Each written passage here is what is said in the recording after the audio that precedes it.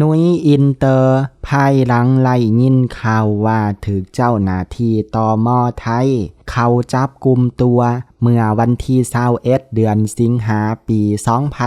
2024ล่าสุดก็มีความเคลื่อนไหวของตม.ไทยท่านหนึ่งชื่อว่าอ้ายบำซึ่งเพิ่นเป็นเจ้าหน้าที่ตรวจคนเข้าเมืองและเคยจับต่างลาวกระทำผิดกฎหมายในประเทศไทยมาหลายรายแล้ว โดยอ้ายบำได้แสดงความคิดเห็นต่อกรณีนุ้ยอินเตอร์ถูกจับว่าข้อหาของนุ้ยอินเตอร์ที่ว่าเป็นบุคคลต่างลาวเฮ็ดเวียกนอกเหนือสิทธิ์ที่จะเฮ็ดได้กล่าวคือนุ้ยอินเตอร์ไล่ทำการประกอบอาชีพสงวนไว้สำหรับคนสัญชาติไทยเท่านั้นซึ่งข้อหานี้มันก็เหมือนกับเคสที่อ้ายบำเคยไปจับกลุ่มชาวเมียนมาที่ลักลอบขายโรตีอยู่ที่หน้าห้านสะดวกซื้อเซเว่นอีเลฟเว่นแล้วนำตัวไปส่งที่ห้องกักหน้าสำนักงานตรวจคนเข้าเมืองกรุงเทพมหานครประเทศไทยแล้วจากนั้นก็ถูกส่งตัวกลับประเทศเมียนมาแลกขึ้นบัญชีดำหามเข้ามาในประเทศไทยอีกตลอดชีวิตจะเห็นว่าผู้ที่ถูกข้อหานี้แม้นจะถูกขึ้นบัญชีดำทันทีถ้าหากว่าถูกจับไล่ทัน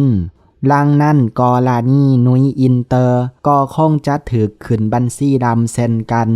ถึงแม้นว่านุ้ยอินเตอร์จะบอกว่าบ่ไล่เป็นประธานบริษัทจำหน่ายหมูแหลดเดียวที่เพิ่นเฮ็ดเวียกอยู่นั้นถึงแม้ว่านุ้ยอินเตอร์จะบอกว่าตนเองเป็นเพียงลูกจ้างก็ตามแต่ทว่าในวีซ่าของนุ้ยอินเตอร์ระบุไว้ชัดเจนว่า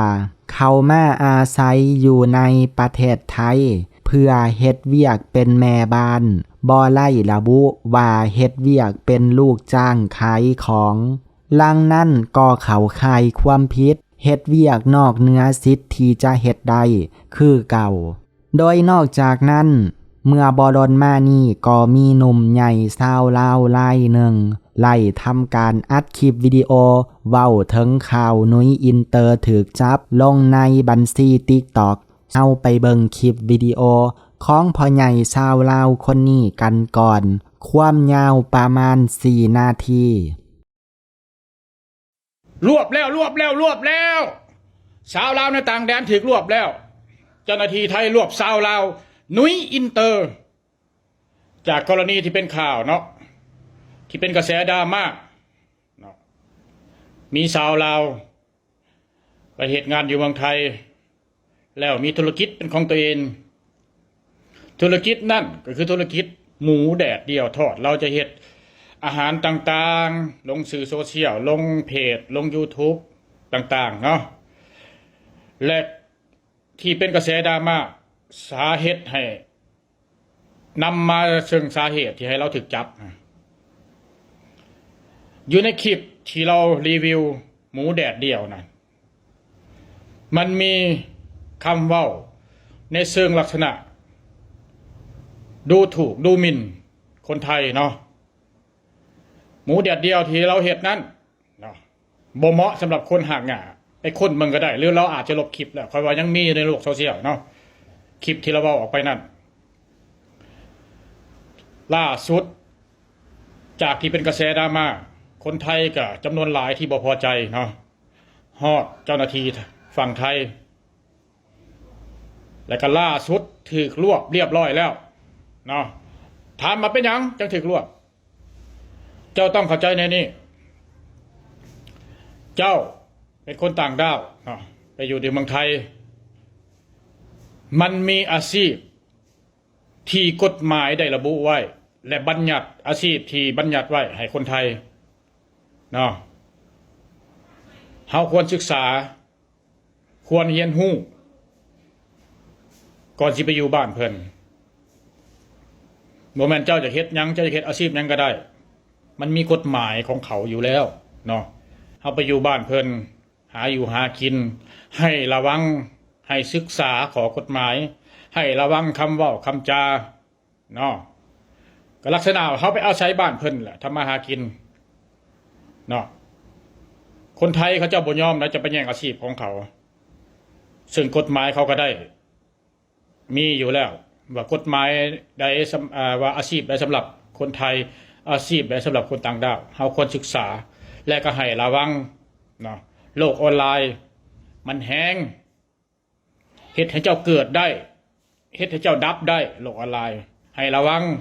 ข่อยเห็นหลายๆคนที่ไปอยู่เมืองไทยไปเฮ็ดงานแต่ก็ไลฟ์สดขายเครื่องขายของเข้าใจว่าเจ้าจะเฮ็ดอาชีพเสริมแต่เจ้าฮู้โตหรือบ่ว่ามันผิดกฎหมายบ้านเพิ่นเนาะล่าสุดถูกรวบเรียบร้อยแล้วอาจจะส่งกลับหรือว่าห้ามเข้าประเทศเข้าได้ แต่ว่าอาชีพที่เราเฮ็ดคือที่ว่าเบิดแหละและสิ่งที่เขาหับบ่ได้แท้ค่อยฟังแล้วค่อยก็ยังเพราะว่าเป็นยังก็ต้องว่าแบบนี้ค่อยคิดว่าต้องมีดราม่าคลิปนี่แม่นอะไรบ่ผิดฟังแล้วว่าหมูแดดเดียวเราต้นทุนระดับ 30,000 เฮียนฮู้เอาสูตรเอาหยังนำเราไปตอบคนที่คอมเมนต์แล้วว่าต้นทุน 30,000หมูเราเนี่ยเฉพาะคนที่มีเงินเดือน 4-50,000 หรือ100,000 1 ล้านขึ้นไปจะกินได้ลักษณะมันเป็นแบบนี้เนาะซึ่งหลายๆคนฟังมันก็บอกโอเคเนาะล่าสุดถูกรวบแล้วเด้อฝากไว้คนลาวเฮาให้ศึกษาให้ระมัดระวังเนาะไปหากินอยู่บ้านเพิ่นนะบ่ซั่นจะเป็นคือสาวนุ้ยอินเตอร์คลิปนี่มันเกิดขึ้นประมาณ 2-3 เดือนที่แล้วเนาะแต่คนมันก็ได้นุ้ยอินเตอร์เป็นภาษาไทยเนาะล่าสุดจบเกมคาร์ดหมูแดดเดียว 19,999 บาทนะคะถ้ายังคิดว่าตัวเองเป็นคนรากหญ้าเป็นคนที่ไม่มีเงินและไม่มีต้นทุนใดๆเพราะนี่คือคาร์ดหมูแดดเดียวที่ไม่ได้ทำมาเพื่อคนรากหญ้าหรือคนจนนะคือจริงๆแล้วค่ะนุ้ยได้ยินคำนี้บ่อยมากเลยแต่นุ้ยก็ไม่รู้หรอกนะว่ามาตรฐานของความจนและรากหญ้าค่ะเขาวัดจากอะไรเพราะโดยส่วนใหญ่สินค้าร้านนุ้ยค่ะไม่ได้เน้นขายถูกแต่เราเน้นขายคุณภาพนะคะคือมันจะมีความแตกต่างในเรื่องของรสชาติและความปราณีตใส่ใจนะสำหรับใครนะคะที่เป็นลูกค้าโดยส่วนใหญ่เขาจะรู้ดีเพราะฐานลูกค้าของหนูเนี่ยค่ะจะต้องมีรายได้ 30,000 ถึงหลักล้านขึ้นไปนะถ้าเป็นคนที่มีรายได้แบบหลักร้อย200อย่างเงี้ยถามว่ามีคนซื้อกินไหมก็อาจจะมีนะคะแต่ก็ต้องบอกตรงๆว่ามันก็มีน้อยแหละเพราะคนกลุ่มเนี้ยค่ะไม่ใช่กลุ่มลูกค้าของเรานะคะและเราจะบอกหลายๆรอบมากว่าเขามีกำลังจ่ายนะและไม่มีใครไปตัดสินแทนใครได้หรอกค่ะว่าอันไหนถูกอันไหนแพง